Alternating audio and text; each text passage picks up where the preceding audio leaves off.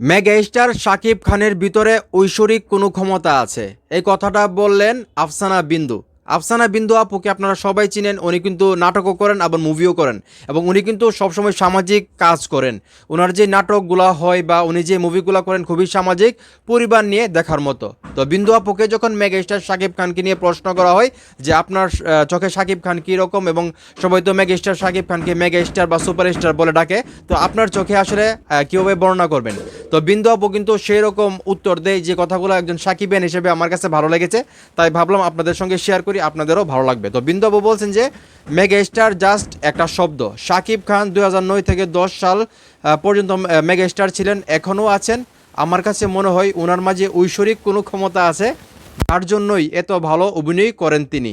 আমি শাকিব খানকে দেখে অসম্ভব প্রাউড ফিল করি।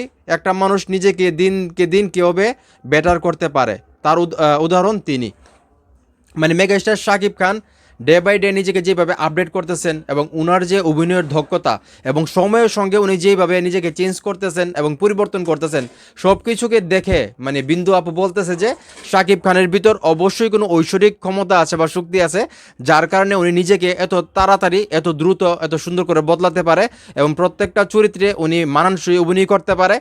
মানে বিন্দু আপু কিন্তু শাকিব খানকে নিয়ে অনেক প্রশংসা করছেন। তো একজন সাকিবিয়ান হিসেবে এই কথাগুলো তো অবশ্যই আমার কাছে ভালো লাগছে।